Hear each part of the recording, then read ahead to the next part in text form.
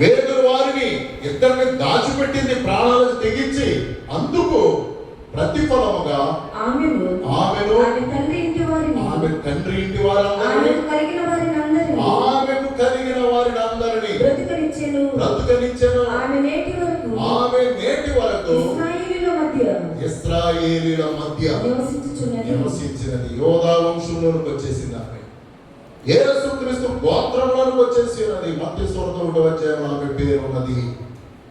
నిష్ప్రయోజకురాలే. దేవుడు నిన్ను ఆరోగ్యం చేస్తాడు ప్రియులారా. నాకు ఆరోగ్యం లేదు, బలహీనుడును, ఏమీ చేయలేను. గిద్యోను కూడా అదే అన్నాడు, నేను బలహీనుడు, ఆయనలో బోడంత బలం ఉంది, శక్తి సామర్థ్యాలు ఉన్నాయి, కానీ విల్ పవర్ లేదు, అంటే ధైర్య సాహసం లేదు. నేను బలహీనుడు, మిద్యానీయులు వచ్చి నన్ను ఓడిస్తారేమో.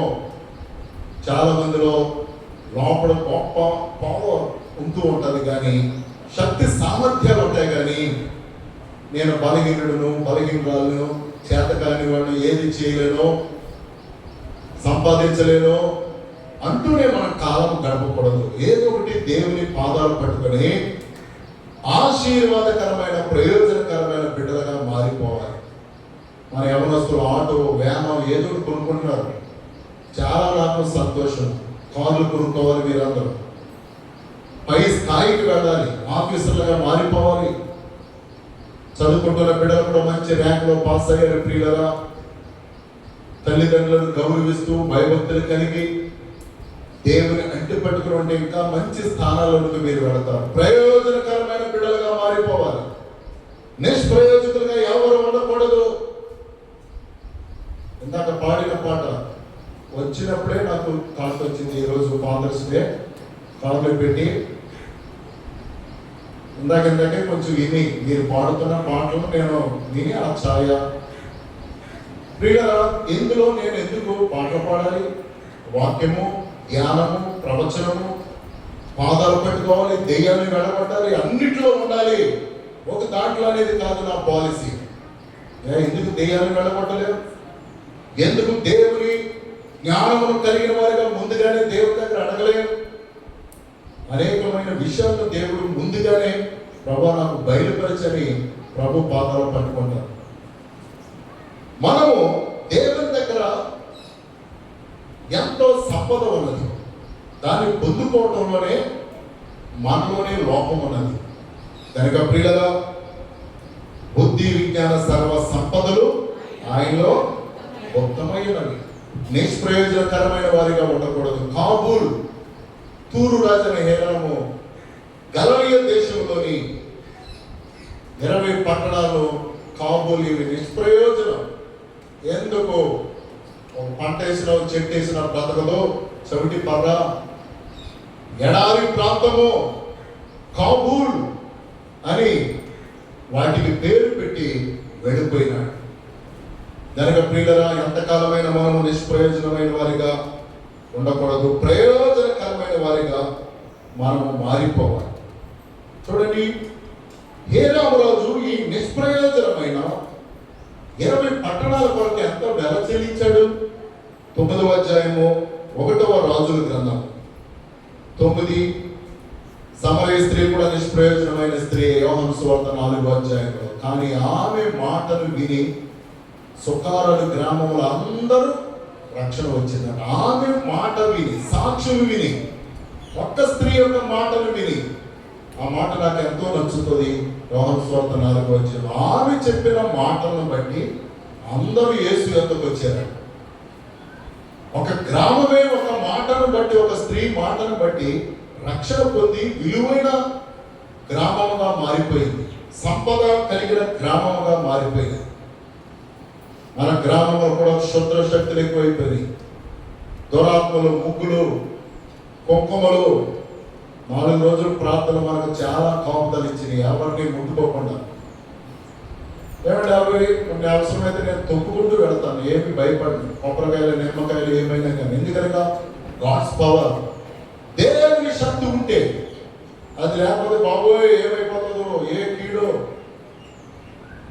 4 రోజులు ఉపవాసం ప్రార్థన చేసే ఎవరికి ఏమి హాని కలగదు ప్రియుల. తొక్కుకుని వెళ్ళిపోయినా ఏం పర్వాలేదు. దేవుని కాపుదల మనకు ఉండాలి. వచ్చే నెలలో కూడా ఒక్కో వారంలో తెల్లవారుజాము ప్రార్థనలు జరుగుతాయి 3 రోజులు. అది కూడా శక్తిని పొందుకోవాలి. మనం ఇవన్నీ తట్టుకోవాలంటే మా సుబ్రహ్మణ్య గారు అనేవారు, తమ్ముడా నేను తట్టుకోలేకపోతున్నాను. ఆయన ఏదైనా టెన్షన్ కలిగినా, కుమార్తె వివాహమైన, కుమారుడు వివాహమైన, ఇంట్లో సంఘంలో మరి 1000 మంది సంఘం నాకు ఫోన్ చేసి నేను తట్టుకోలేకపోతున్నాను తమ్ముడు ఆ మాట అన్నాడు. మీరు వచ్చారు మీ బృందంతో అనేవారు. నెలకి 2-3 సార్లు కార్లు వేసుకుని వెళ్ళిపోయి అక్కడ ఉపవాస ప్రాంతం తెల్లవారులు రౌండ్గా ఉదయానికల్లా దేవుడు ఏదో ఒక వాగ్దానాన్ని ఇచ్చేవాడు.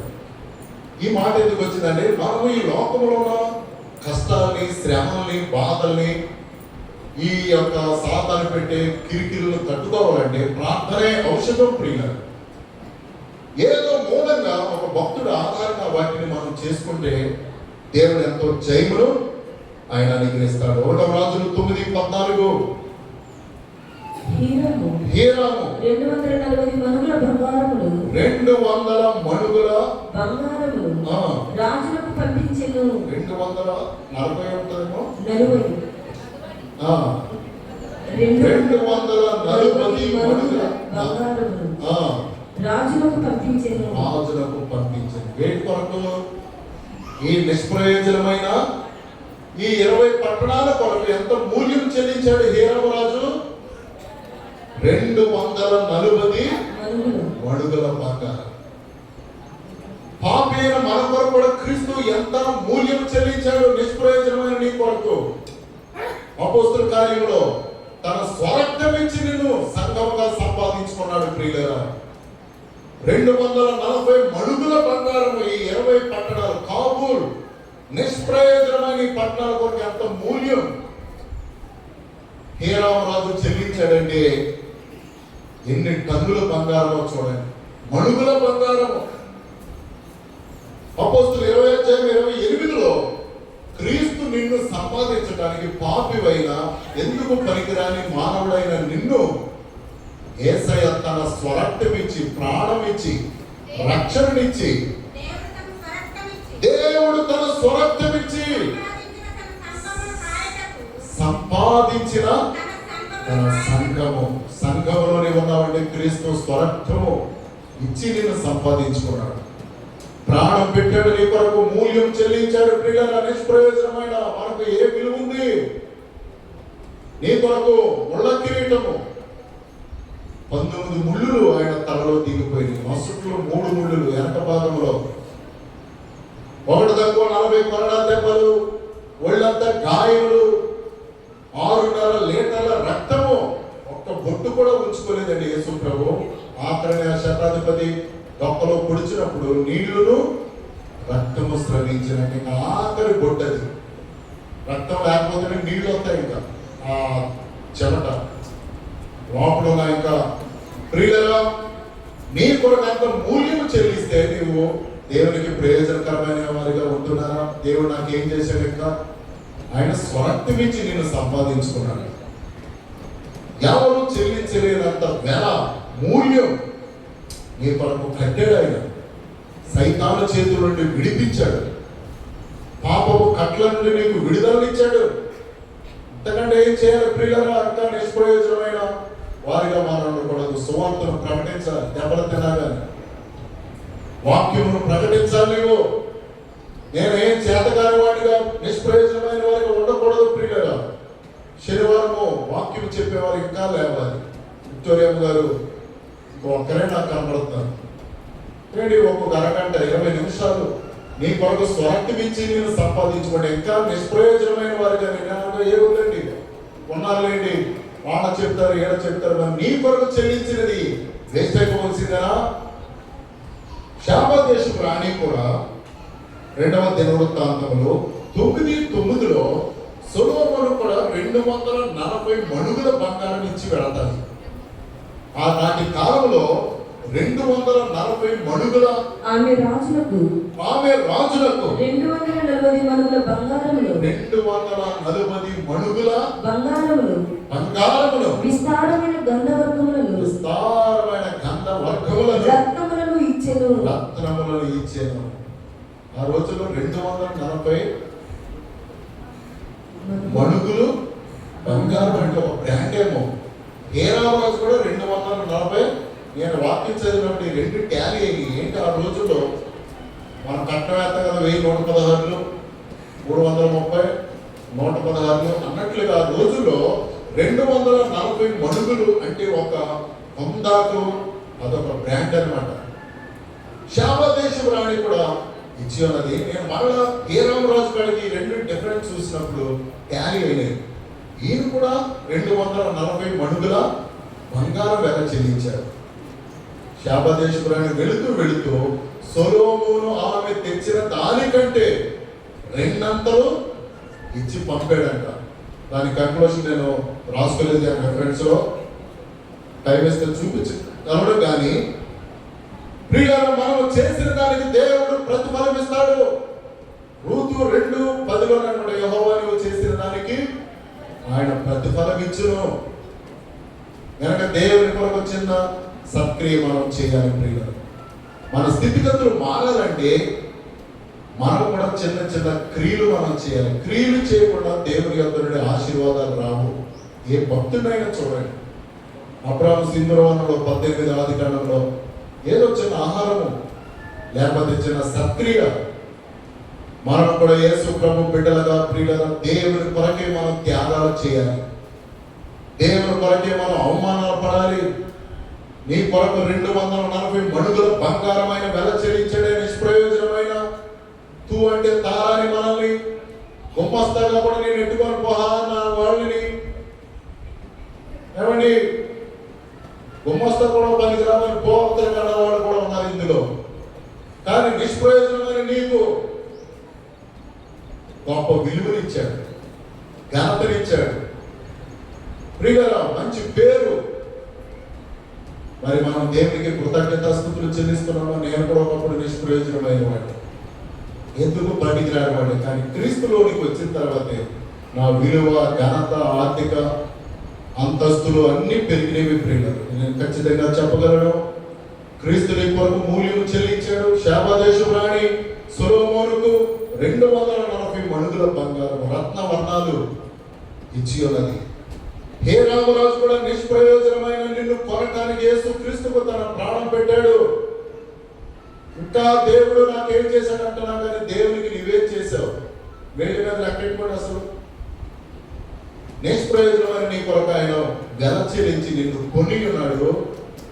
నరకానికి వెళ్ళిపోవలసిన నీకు రక్షణను కీర్తన 15లో యెహోవా నీ గుడారంలో అతిథిగా ఉండే అర్హత నీకు ఇచ్చాడే. పోస్టెడ్గా ఇంతకంటే ఇంకా దేవుడు నీ కొరకు ఏం చేయాలి? ప్రియులారా, పరలోక పట్టణం నీ కొరకు చక్కగా ఆల్రెడీ ఉన్నది. నీవు చేయించున్న భక్తి విశ్వాసాన్ని బట్టి నిష్ప్రయోజనకరమైన వారిగా మనం ఉండకూడదు.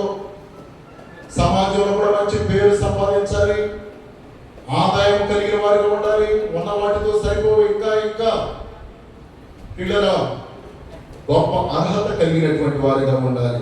ఒనేసిము గురించి ఫిలోమోను రాసిన పత్రిక 1:11 ఒకప్పుడు ఇతడు నిష్ప్రయోజనమైన వాడే, కానీ ఇప్పుడు నీకును నాకును గొప్ప ప్రయోజనకరమైన వాడు. అతను చేర్చుకో, మంచి గుమాస్తాగా, రైట్ హ్యాండ్గా, ఆడిట్గా పనిచేస్తాడు అన్నప్పుడు ఫిలోమోను యజమానుడు. ఆయన ఎన్నో 100 ఎకరాలు భూస్వామి. పౌలు గారు చెప్పిన మాటను బట్టి మరలా ఎంత చేర్చుకొని అతని గరుడిగా చూసాడు. ఒనేసిము ఒకప్పుడు నిష్ప్రయోజనమైన వాడు.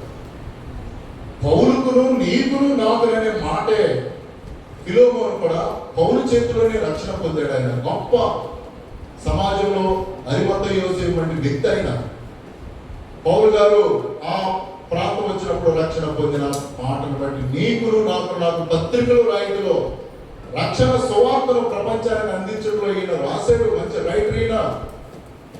అన్నిటిని మనం దేవుని కొరకు వినియోగించాలి. నిష్ప్రయోజనకరమైన వారిగా ఉండకూడదండి. ఉన్నదాన్ని స్కిల్స్ మనము ఎంతో ఇంప్లిమెంట్ చేయాలి.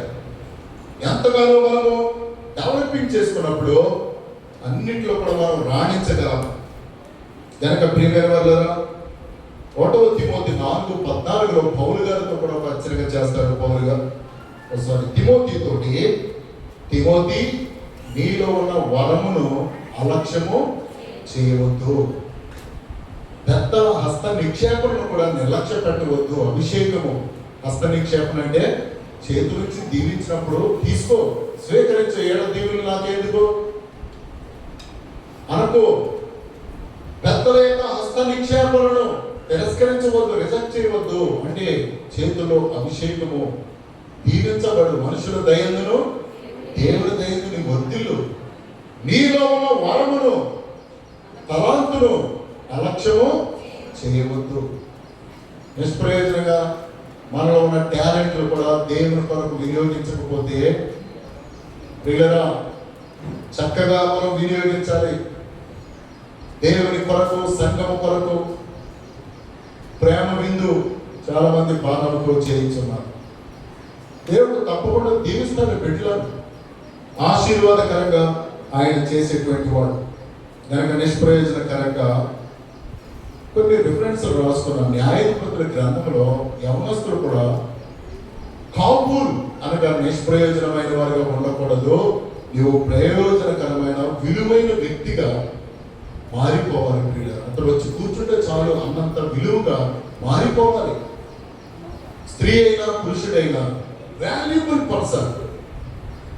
నిష్ప్రయోజనమైన వారిగా మనం ఉండకూడదు. దేవుని దృష్టిలో, సంఘం దృష్టిలో, సమాజంలో కూడా నిష్ప్రయోజనమైన వారిగా మనం ఉండకూడదు. చూడండి, ఇక్కడ న్యాయాధిపతులు 10:3 ఒక చాప్టర్ ఉంది, పారాగ్రాఫ్ లో.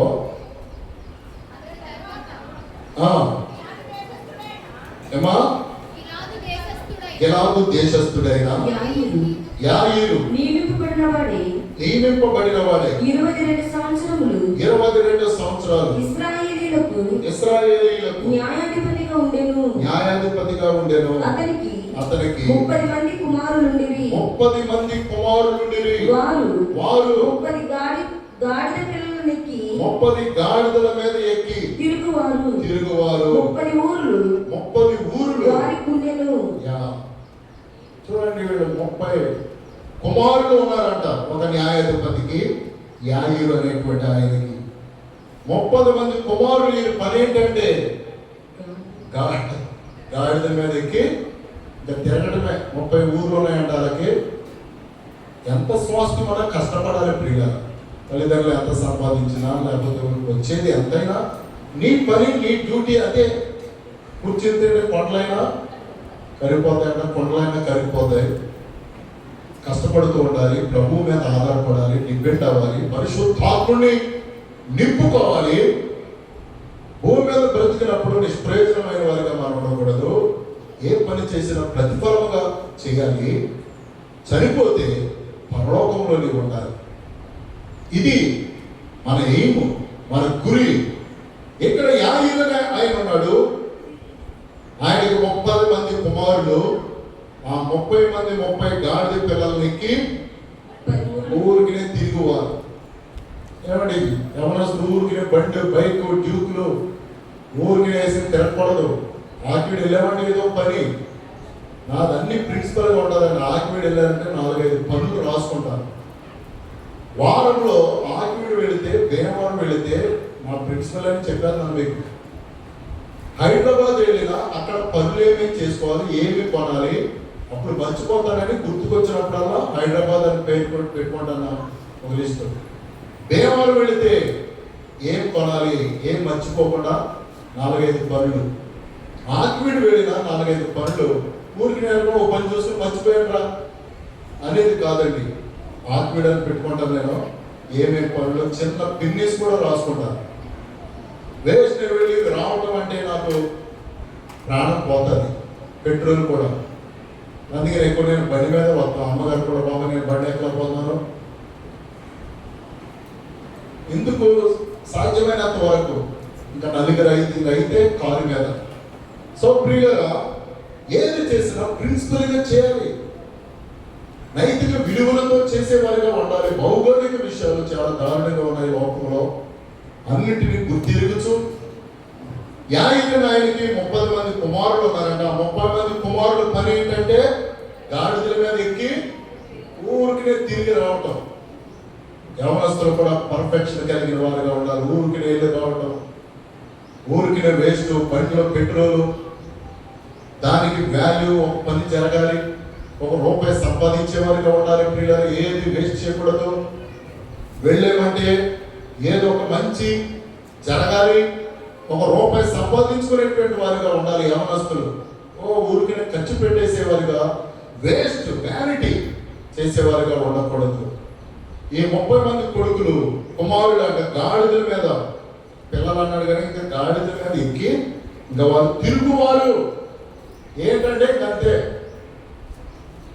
అలా వేస్ట్గా తినకూడదు, నిష్ప్రయోజనమైన వారిగా ఉండకూడదు.